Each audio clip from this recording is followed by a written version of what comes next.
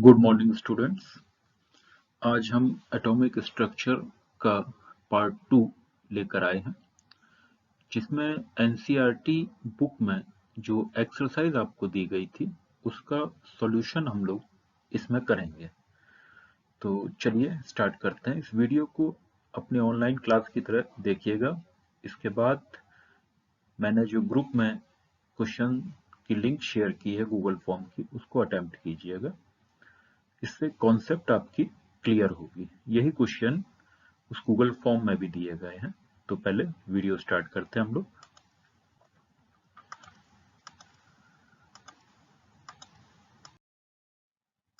पहला क्वेश्चन है, what are canal rays. Canal rays क्या है, इसके बारे में पहला वीडियो जो बनाया था मैंने, उसमें भी आपको बताया था कैनाल रेज क्या है। Canal rays are positively charged radiation. इसमें कीवर्ड क्या है, पॉजिटिवली चार्ज। कैनाल रे पे कैसा चार्ज होता है, पॉजिटिव। ठीक है, तो जब भी ये डिस्चार्ज ट्यूब में फ्लो कराई जाती हैं तो ये किस तरफ भागेंगे, ये नेगेटिव इलेक्ट्रोड की तरफ मूव करेंगे। आपको बताया था मैंने पहले वीडियो में। कैनाल रेज क्या है, पॉजिटिवली चार्ज पार्टिकल है, तो ये किस तरफ मूव करेंगे, नेगेटिव चार्ज की तरफ, नेगेटिव इलेक्ट्रोड की तरफ। ठीक है, और इनकी डिस्कवरी ने किस सब एटॉमिक पार्टिकल, याद रखिएगा प्रोटॉन की डिस्कवरी को इन्होंने लीड किया था या मोटिवेट किया था, इस तरफ क्लू किया था कि तीन तरह के पार्टिकल हो सकते हैं, एक पॉजिटिवली चार्ज, एक नेगेटिवली चार्ज और तीसरा न्यूट्रल। पॉजिटिवली चार्ज कौन सा है, प्रोटॉन। नेगेटिवली चार्ज कौन सा है, इलेक्ट्रॉन। और न्यूट्रल पार्टिकल है न्यूट्रॉन। ठीक है, तीन तरह के सब पार्टिकल हैं, आगे हम लोग देखेंगे इनको। Next question, if N atom contains one electron and one proton, will it carry any charge or not।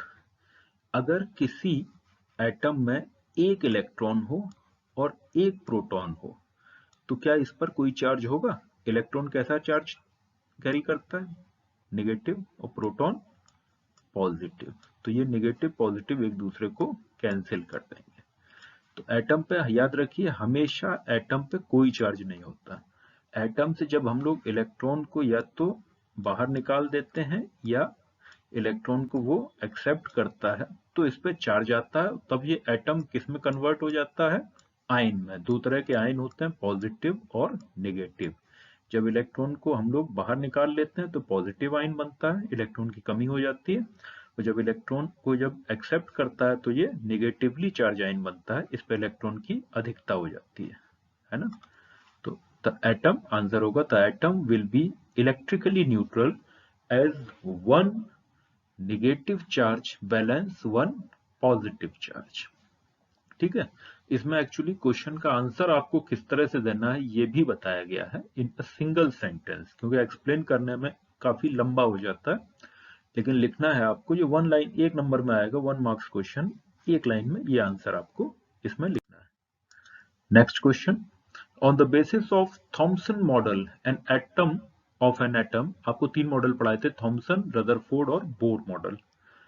ठीक है, explain how the atom is neutral as a whole. ठीक है, तो जो कॉन्सेप्ट पहले मैंने बताई, थॉमसन ने भी वही बताई थी, रदरफोर्ड, बोर, तीनों लोगों ने वही बताई है कि एटम में जितना पॉजिटिव चार्ज होगा उतना ही नेगेटिव चार्ज होगा, और पॉजिटिव नेगेटिव एक दूसरे को न्यूट्रल कर देंगे, बैलेंस कर देंगे। ठीक है, तो according to Thomson's model of an atom consist of a positively charge sphere. ठीक है, वाटर मेलन मॉडल मैंने आपको बताया था, उसमें क्या है, एक पॉजिटिवली चार्ज स्फीयर होता है and electrons are embedded in it. ठीक है, जो मैंने आपको पढ़ाया था उसमें बताया था, ऐसे तरबूज में बीज अंदर धसे होते हैं, उसी तरह पॉजिटिवली चार्ज स्फीयर में इलेक्ट्रॉन्स बीज की तरह धसे होते हैं। ठीक है, ये थॉमसन ने बताया था, हालांकि ये मॉडल फेल हो गया था आगे चल के। The negative and positive charge are equal in magnitude, so the atom is electrically neutral. इतना आपको लिखना पड़ेगा, ये आपका 2 नंबर में क्वेश्चन आएगा। On the basis of Rutherford model of an atom, which subatomic particle is present in the nucleus of atom, Rutherford साहब ने बताया था रदरफोर्ड मॉडल के हिसाब से कौन सा सब एटॉमिक पार्टिकल न्यूक्लियस में प्रेजेंट होता है। ठीक है, 3 पार्टिकल थे, प्रोटॉन, न्यूट्रॉन और इलेक्ट्रॉन। इलेक्ट्रॉन बाहर चक्कर लगाता था और प्रोटॉन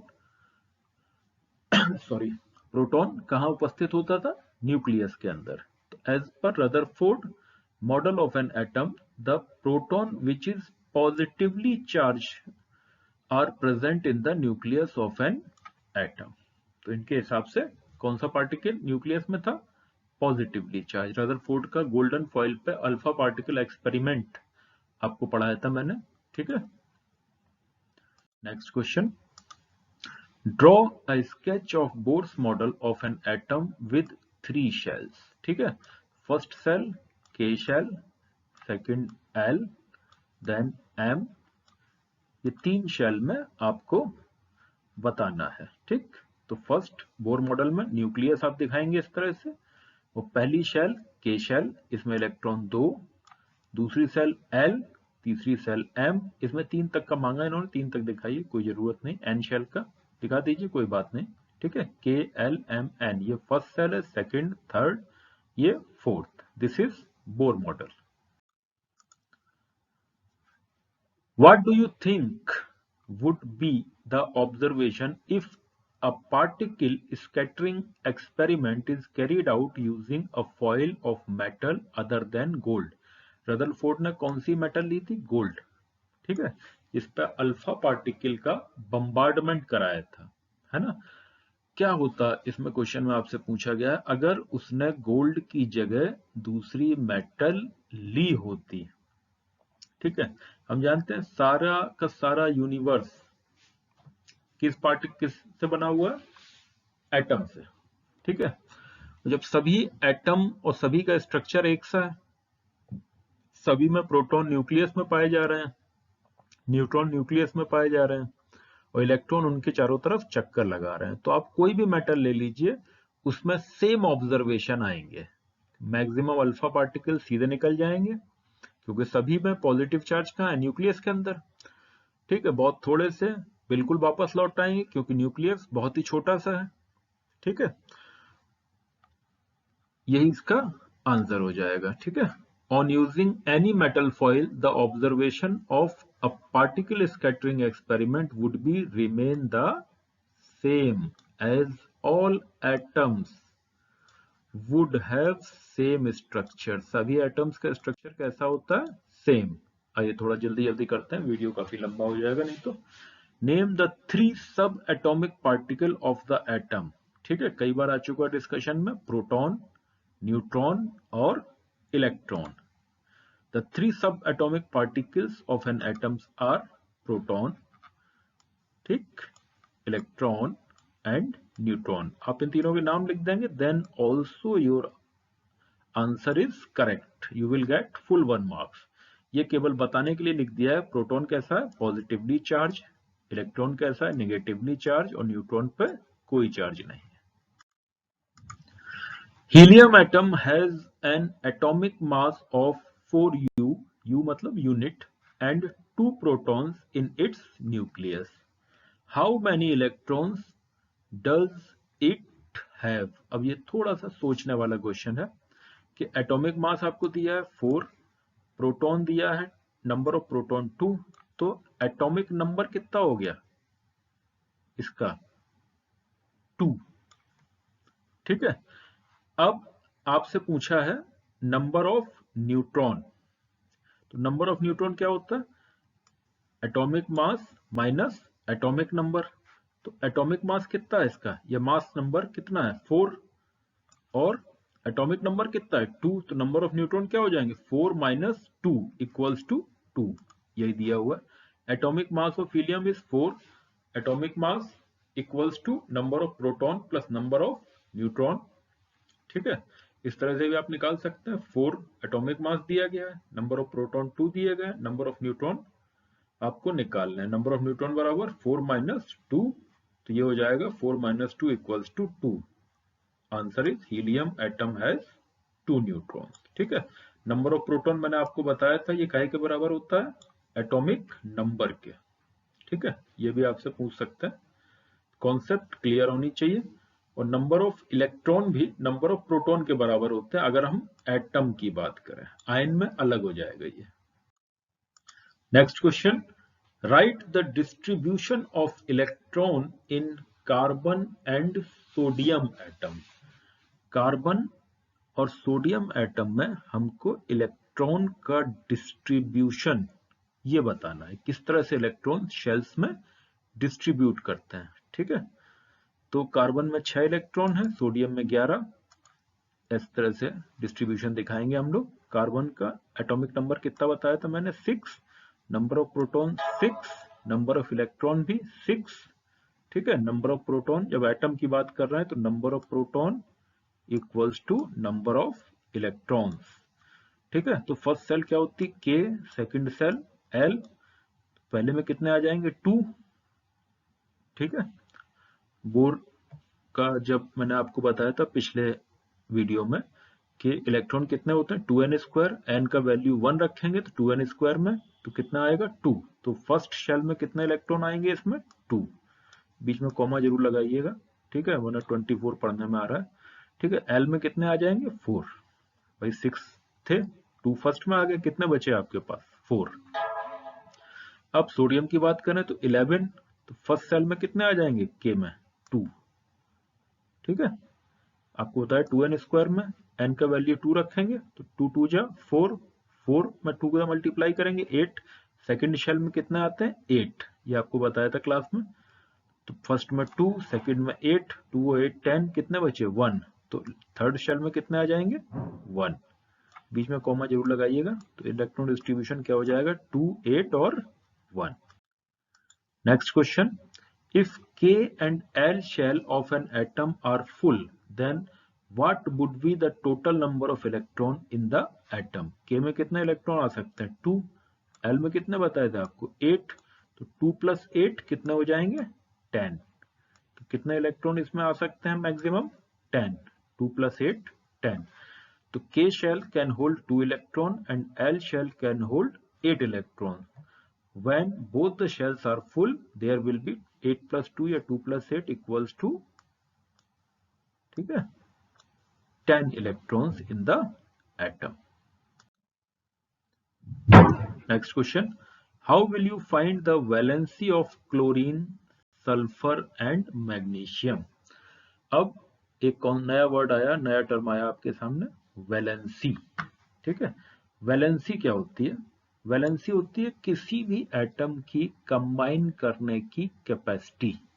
हर कोई स्टेबिलिटी चाहता है, बाहर वाले शेल में 8 इलेक्ट्रॉन पूरे करना चाहता है। ठीक है, अभी आगे पढ़ेंगे हम लोग कि सबसे आउटर मोस्ट सेल में इलेक्ट्रॉन कितने होने चाहिए, 8 मैक्सिमम। तो 8 करने के लिए अब चाहे तो वो इलेक्ट्रॉन्स को निकाले, चाहे इलेक्ट्रॉन्स को ग्रहण करे, एक्सेप्ट करे।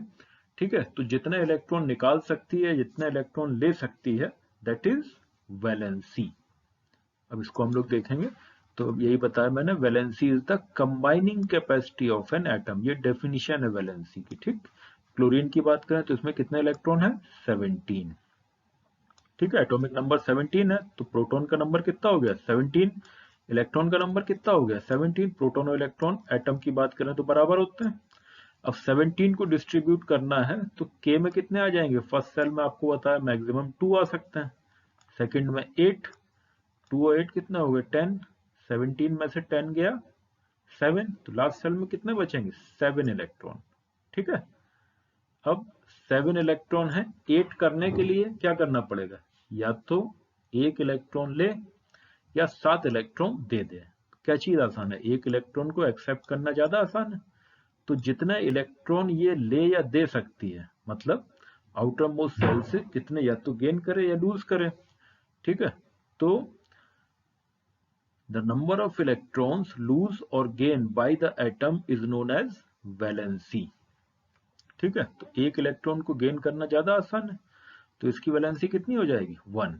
अब जब इलेक्ट्रॉन ले रहा है तो ये साइन कन्वेंशन माना गया है, जब कोई इलेक्ट्रॉन लेता है तो उस पर माइनस चार्ज आ जाएगा, तो वैलेंसी को माइनस माना गया है। यही अगर कोई इलेक्ट्रॉन देता है तो उस पर प्लस चार्ज आ जाएगा, उस कंडीशन में वैलेंसी प्लस मानी जाएगी। ठीक है, तो इसकी वैलेंसी कितनी हो गई? -1, क्योंकि इसने एक इलेक्ट्रॉन गेन किया। अब सल्फर की बात करते हैं। सल्फर के साथ क्या कहानी है? सल्फर के पास 16 इसका एटॉमिक नंबर है, तो नंबर ऑफ इलेक्ट्रॉन कितने हो गए? 16। तो इसका जब हम कॉन्फ़िगरेशन लिखेंगे 2, फर्स्ट में 2, सेकंड में 8, 2 8 10, कितने बचे? 16 में से 10 गए 6, तो आउटर मोस्ट में कितने बचे? 6। तो अब ये 2 इलेक्ट्रॉन लेगी तो इसके पास कितने हो जाएंगे? 8। तो number of electron gain by sulphur क्या हो जाएगा? 2। तो इसकी वैलेंसी कितनी हो जाएगी? 2। यही दिखाया गया आगे। ठीक है, तो distribution 2 8 6, sulphur need 2 electron to complete the outer most shell, तो वैलेंसी इज -2। ठीक, अब मैग्नीशियम के केस में इसका अपोजिट है। इसका एटॉमिक नंबर कितना है? 12। प्रोटॉन कितना हो गए? 12 एटॉमिक नंबर के बराबर। इलेक्ट्रॉन कितने हो गए? 12। 12 को कैसे लिखेंगे? 2 8 2, फर्स्ट में 2, सेकंड में 8, और बचा कितना? 2। तो अब इसे 8 करने के लिए या तो ये 6 इलेक्ट्रॉन ले या 2 इलेक्ट्रॉन लूज कर दे। ठीक है, या तो 6 gain, magnesium should gain 6 electron और लूज 2 इलेक्ट्रॉन। तो 2 इलेक्ट्रॉन लूज करना ज्यादा आसान है, तो लूज करने पे कैसा चार्ज आएगा? पॉजिटिव। तो वैलेंसी क्या होगी? +2। ठीक है, चलिए next. If the number of electrons in an atom is 8 and the number of proton is also 8, then what is the atomic number of the atom and what is the charge of an atom? अब atom में electron कितना है? 8, proton कितना है? 8। तो atomic number कितना हो जाएगा? Atomic number is equals to number of proton 8, और चार्ज कितना हो जाएगा? Electron is always electrically neutral, तो चार्ज इस पर 0 या न्यूट्रल हो जाएगा। यही बताया गया। Number of electron is 8, number of proton is 8, atomic number is number of proton. याद रखिएगा, हमेशा atomic number number of electron माना जाता है, क्योंकि नंबर ऑफ एटम में इलेक्ट्रॉन प्रोटॉन बराबर होते हैं, लेकिन एटॉमिक नंबर क्या होता है? Is equals to number of proton. तो क्या आ जाएगा आंसर? 8। अब चार्ज बताया आपको, एटम पे हमेशा कोई चार्ज नहीं होता, क्योंकि पॉजिटिव और नेगेटिव बराबर होते हैं, तो एटम इज इलेक्ट्रिकली न्यूट्रल। चलिए, with the help of given table 4.1 find the mass number of oxygen and sulphur. ये टेबल दी गई है, इसमें ऑक्सीजन और सल्फर का मास नंबर, ये रही आपकी ऑक्सीजन, ठीक है, सल्फर अगली टेबल में होगी। तो इसका मास नंबर निकालना है। मास नंबर बराबर number of proton plus number of neutron. तो नंबर ऑफ प्रोटॉन कितने हैं? 8। नंबर ऑफ न्यूट्रॉन कितने? 8। तो 8 + 8 कितने हो जाएंगे? 16। तो ऑक्सीजन का मास नंबर कितना हो जाएगा? 16। अब आइए सल्फर का देख लेते हैं। सल्फर की बात करें तो सल्फर का कितना है? नंबर ऑफ प्रोटॉन है ये आपके 16, और नंबर ऑफ न्यूट्रॉन कितना है? 16। तो mass number is equals to number of proton plus number of neutron. तो 16 + 16 आंसर इज 32। यही इसमें बताया। Number of proton 8, atomic number 8, mass number is equals to number of proton plus number of neutron. तो 8 + 8 16। Sulphur की बात, number of proton 16, number of neutron 16, mass number is proton plus neutron equals to 32। 16 + 16 equals to 32। Next question. For the symbol H, D एंड T, ये hydrogen के 3 isotopes आपको class में बताए थे मैंने। What do you mean by isotopes? जब आपका एटॉमिक नंबर सेम हो और मास नंबर डिफरेंट हो तो क्या कहलाते हैं? ये आइसोटोप्स। तो हाइड्रोजन के 3 आइसोटोप्स होते हैं। This is protium, H is protium, D deuterium and T tritium. ये है हाइड्रोजन, इसको कहते हैं हैवी हाइड्रोजन, और ये ट्राइटियम रेडियो एक्टिव हाइड्रोजन होती है। ठीक है, अब इनकी प्रॉपर्टीज पूछी गई थी, तो ये आपको याद करनी है। प्रोटियम की बात करें, एटॉमिक नंबर इसका 1 होता है, ठीक है, मास नंबर भी 1 होता है, नंबर ऑफ प्रोटॉन और नंबर ऑफ इलेक्ट्रॉन इसमें 1 1 होते हैं। ठीक है, न्यूट्रॉन इसमें नहीं पाया जाता। ऑब्जेक्टिव आ सकता है कि write the name of isotope of hydrogen which has no neutron, तो योर आंसर इज प्रोटियम। ठीक है, और इसका सिंबल 1H1 इस तरह से लिखा जाता है। ठीक है, नेक्स्ट इज ड्यूटेरियम और हैवी हाइड्रोजन।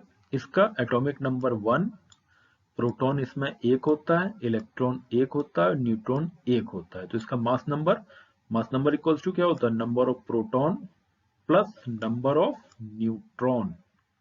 1 प्लस 1 कितना हो गया, मास नंबर 2।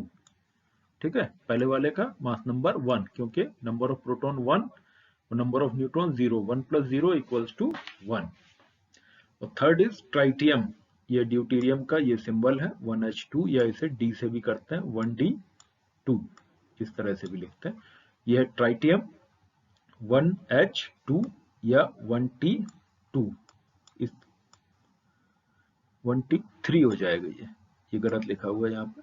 ठीक है, 1T3 लिखा जाएगा इसे, या 1H3 लिखा जाएगा। ठीक है, इसमें proton 1, electron 1, atomic number 1, neutron 2 होते हैं। तो मास नंबर कितना हो जाएगा, प्रोटॉन 1 और न्यूट्रॉन 2, 1 प्लस 2 कितना हो गया, 3 मास नंबर। ये तीनों काफी पूछे जाते हैं आपके यहाँ हाइड्रोजन के आइसोटोप्स, तो इन तीनों को याद कर लीजिएगा, सिंपल है। पहले वाले में एक एक प्रोटॉन और न्यूट्रॉन, प्रोटॉन और इलेक्ट्रॉन, दूसरे वाले में तीनों एक एक प्रोटॉन, इलेक्ट्रॉन, न्यूट्रॉन, और तीसरे वाले में एक एक 2। उसी हिसाब से मास नंबर मैंने निकालना आपको बता दिया है। Next is right the electronic configuration of one pair of isotopes and isobars. ठीक है, ये कई तरह से क्वेश्चन आता है आपके यहाँ। आइसोटोप्स की डेफिनेशन हो जाएगी, एग्जाम्पल, तो एक एग्जाम्पल आप रट लीजिए कोई सा भी। अभी आपको मैंने आइसोटोप्स हाइड्रोजन के बताए। ठीक है, अब ये है कार्बन के आइसोटोप्स। ठीक है, इलेक्ट्रॉनिक कॉन्फ़िगरेशन कार्बन का क्या, एटॉमिक नंबर कितना हो गया 6, मास नंबर 12, और ये कार्बन का दूसरा रेडियो एक्टिव आइसोटोप है, इसका एटॉमिक नंबर कितना है 6 और मास नंबर 14। ठीक है, अब इसमें इलेक्ट्रॉनिक कॉन्फ़िगरेशन पूछा गया आपसे, तो 6 को आप डिवाइड करेंगे तो फर्स्ट सेल में कितने इलेक्ट्रॉन आते हैं 2, सेकंड सेल में 4। ठीक है, 6 थे टोटल, पहले में 2 आ गए, बचे कितना 4, सेकंड में 4, और वही कहानी इसकी भी हो जाएगी 2 और 4, क्योंकि नंबर ऑफ प्रोटॉन बराबर है, नंबर ऑफ इलेक्ट्रॉन भी बराबर है। ठीक है, तो इलेक्ट्रॉनिक कॉन्फ़िगरेशन भी सेम होगा। अब जैसे इसमें आपसे नंबर ऑफ न्यूट्रॉन पूछ दिए जाए तो क्या हो जाएगा, mass number minus atomic number, 12 minus 6 कितने हो गए न्यूट्रॉन 6। इसमें पूछ दिया जाए तो 14 माइनस 6 कितने हो गए 8, ये नंबर ऑफ न्यूट्रॉन हो गए इसमें, अगर आपसे पूछ दिया जाता है इस तरह सवाल। आइसोबार्स क्या होते हैं, isobars are atom of different element with different atomic number but same mass number. ये जो ऊपर लिखा जाता है this is known as mass number, ये है मास नंबर। ठीक है, एटॉमिक नंबर अलग अलग है लेकिन मास नंबर सेम है। अब इनमें कॉन्फ़िगरेशन बदल जाएगा क्योंकि नंबर ऑफ इलेक्ट्रॉन बदल जाएंगे, नंबर ऑफ प्रोटॉन अलग हो गए तो नंबर ऑफ इलेक्ट्रॉन भी अलग होंगे। इसमें नंबर ऑफ प्रोटॉन कितना है 20, ठीक है, तो नंबर ऑफ इलेक्ट्रॉन भी 20। अब 20 को डिवाइड करेंगे, फर्स्ट में कितना है 2, सेकंड में 2,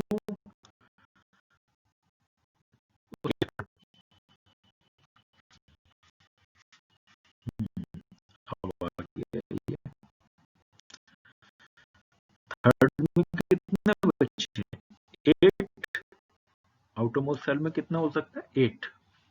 ठीक है, 8 2 8 8 कितना हो गया 18।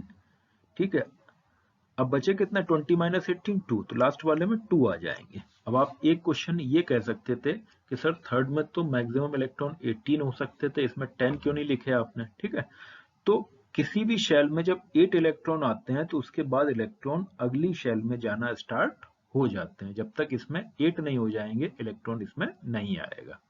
इस कारण इसमें इलेक्ट्रॉन 8 रहेंगे और बचे हुए इलेक्ट्रॉन इसमें आ जाएंगे, या तो इतने इलेक्ट्रॉन होते कि इसमें 18 हो जाते, तब इसमें 18 लिख के हम आगे मूव करते। समझ में आया।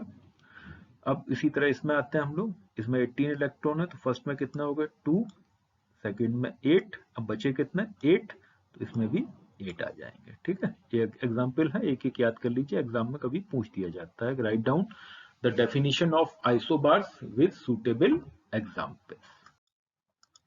Next question, compare the properties of electron, proton and neutron. ये है प्रॉपर्टीज, जल्दी से रिवाइज कर देते हैं, वैसे कई बार हो चुके हैं। इलेक्ट्रॉन कैसा होता है, नेगेटिवली चार्ज। प्रोटॉन कैसा होता है, पॉजिटिवली चार्ज। न्यूट्रॉन पे कोई चार्ज नहीं होता है। ठीक है, इसका मास 1 AMU, AMU stand for atomic mass unit.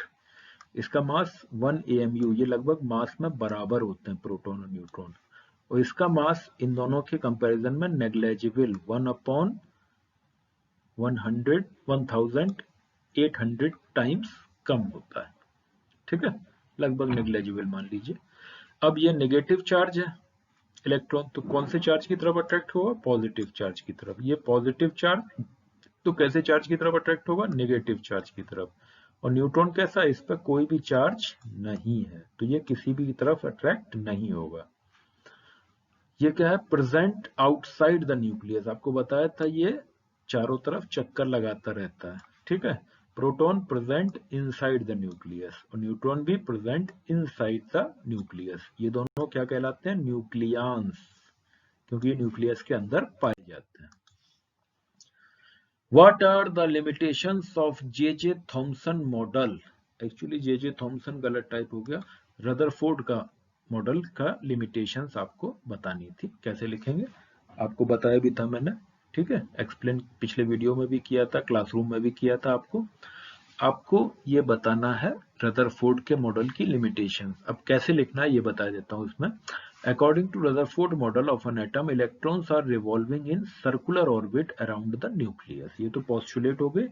अब इसकी कमी क्या रही, any such particle that revolves would undergo acceleration and radiate energy. आपको बताया था, मैक्स प्लैंक एक साइंटिस्ट थे, उन्होंने बताया था जब भी कोई चार्ज पार्टिकल मूव करता है तो वो अपने अंदर से एनर्जी को रेडिएट करता है, और जब रेडिएट करेगा तो एनर्जी कम होगी।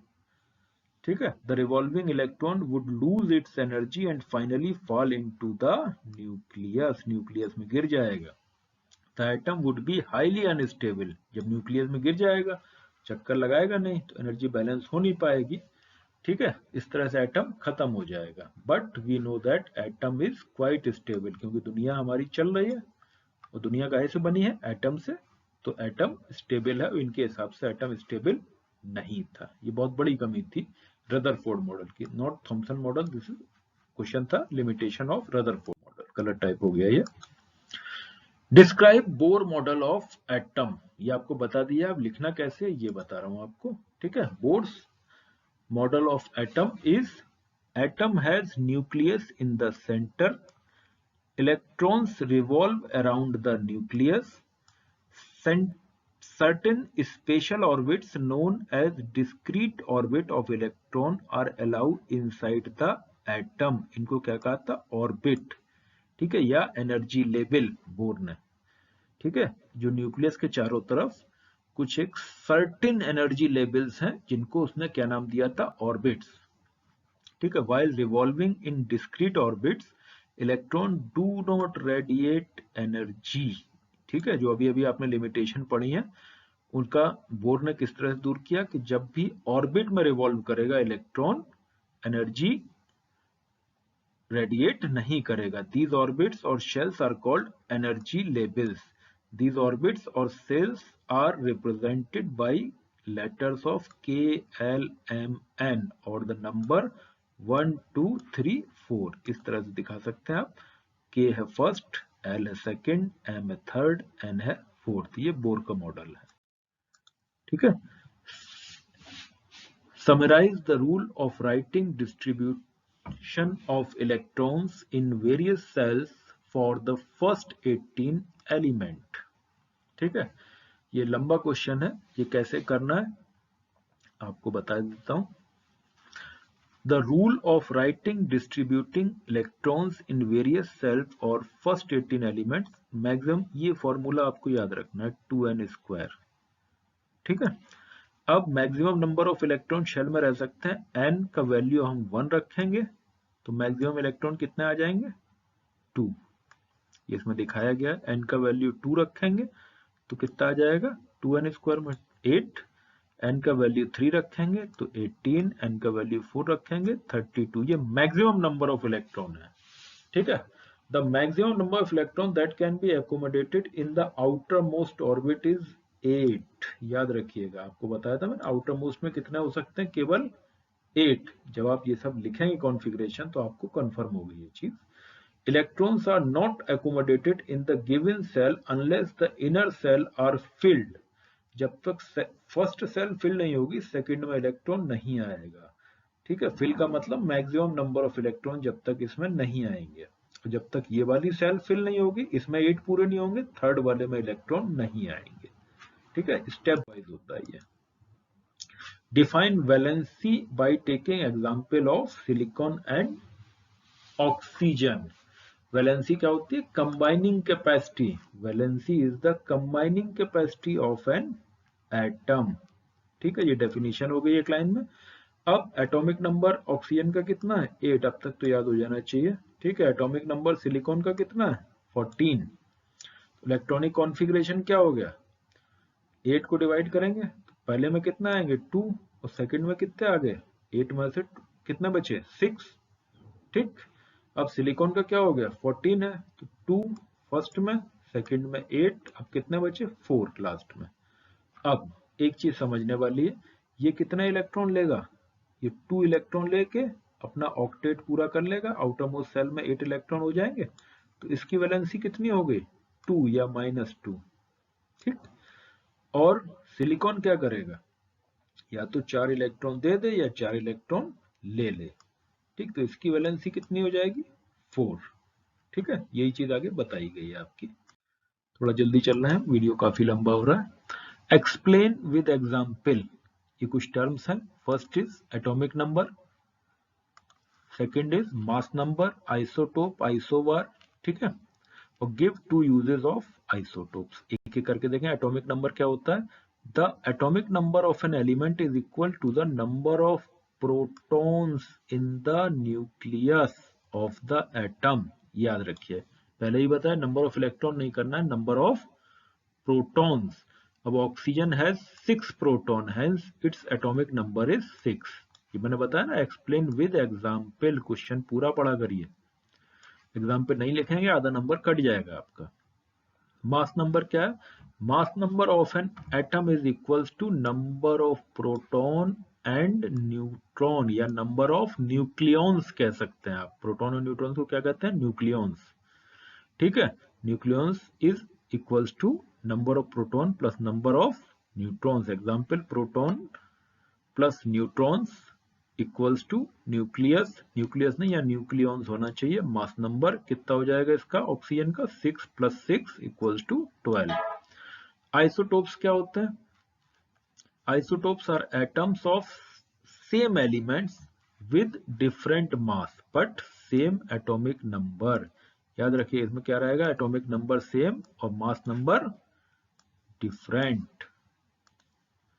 आइसोबार्स क्या होता है, isobars are the atom having same mass number but different atomic number. अब आइसोटोप में आपको कई उदाहरण मैंने बताए, कई एग्जांपल बताए। एक हाइड्रोजन का बताया है, ठीक है, 1H1, 1H2, 1H3। एक कार्बन का बताया है 6C12 और 6C14, दोनों पीछे हैं। और आइसोबार में भी आपको कैल्शियम और आर्गन का एग्जाम्पल मैंने बताया था, उसको आप पीछे वीडियो से देख के लिखेंगे। 2 यूजेस ऑफ आइसोटोप्स हैं। Isotope of iodine is used in treatment of goitre. Goitre मतलब आयोडीन की कमी से घेंगा रोग होता है, उसके ट्रीटमेंट में आयोडीन का आइसोटोप का यूज होता है। Next is isotope of uranium is used in fuels of nuclear reactor. Nuclear reactor होते हैं, इनमें फ्यूल्स के रूप में यूरेनियम का आइसोटोप यूज होता है। Na+ has completely filled K and L। Explain. Na में इलेक्ट्रॉन कितने होते हैं 11, और एक इलेक्ट्रॉन आप निकाल देंगे, ठीक। तो 11 को हम कैसे लिखेंगे 2, 8, 1। एक इलेक्ट्रॉन आपने निकाल दिया तो आउटर मोस्ट में कितने बचे 8, और सेकंड शेल में कितना इलेक्ट्रॉन रह सकते हैं 8, ठीक। इस तरह से ये एक्सप्लेन हो जाएगा, ठीक। Sodium atom has atomic number 11, number of proton 11, electron 11। यही मैंने आपको बताया था। कैसे लिखें? के में कितने आएंगे? 2, एल में 8 और एम में 1। और sodium loses 1 electron to become stable and form Na+ ion, hence it has incompletely filled K and L shell. क्योंकि ये एक तो निकल गया तभी पॉजिटिव चार्ज आया, ठीक है, इसलिए के और एल शेल इसकी कंप्लीटली फिल्ड है। ठीक है, ये समझ में आ गया होगा आई थिंक। ठीक है, अब लिखना कैसे है, इसीलिए ये वीडियो बनाया था मैंने कि आंसर को देना किस तरह से आपको। अब ये थोड़ा सा एक कठिन क्वेश्चन है। एक वर्ड आया होगा मास नंबर और एक आता है एटॉमिक मास या एटॉमिक वेट। ठीक है, एटॉमिक वेट क्या होता है? मैंने आपको बताया आइसोटोप्स होते हैं, जैसे ब्रोमीन Br के 2 आइसोटोप ये आपको दिखाए गए हैं। ठीक है, अब इन आइसोटोप्स में जो ये है मास नंबर। आइसोटोप्स का मतलब क्या है? एटॉमिक नंबर सेम हो इनका। ये 35 तो दोनों में सेम है, ठीक है, और मास नंबर अलग है। इसका है 79, इसका है 81। अब एटॉमिक मास निकालने के लिए हम इस मास नंबर को इसके इस परसेंट से मल्टीप्लाई करेंगे। ठीक है, परसेंट का मतलब 49.7 अपॉन 100, ये हो गया परसेंट। परसेंट का मतलब परसेंट पर 100, और इसका हो गया कितना? 50.3 अपॉन 100। इसको इन मास नंबर से मल्टीप्लाई करेंगे, 79 को इससे और 81 को इससे, और दोनों को ऐड कर देंगे। ठीक, तो वो मिलेगा हमको एटॉमिक मास या एटॉमिक वेट। ठीक है, तो average atomic mass of bromine मैंने आपको बताया, ये 79 इसका मास नंबर, इसके परसेंट से मल्टीप्लाई कराया जाएगा। ठीक, और इसका मास नंबर जो है 81, ये इसके परसेंट से मल्टीप्लाई करा जाएगा। तो ये आपका आंसर आएगा। इन दोनों को प्लस कर देंगे तो ये जो आएगा that is average atomic mass या एटॉमिक वेट कहते हैं। अब एक इसी से रिलेटेड थोड़ा सा कठिन क्वेश्चन। ठीक, यह है एवरेज एटॉमिक मास किसी एक एलिमेंट X का लिया है 16.2 यूनिट। अब इसके दो आइसोटोप्स हैं, एक ये X816 और एक X818। इनका परसेंट पूछा है। ठीक है, तो X का मान लीजिए परसेंट X, तो इसका कितना हो जाएगा? 100 माइनस X। भाई परसेंट क्या होता है? 100 से कम ही तो होगा अगर 2 पाए जा रहे हैं।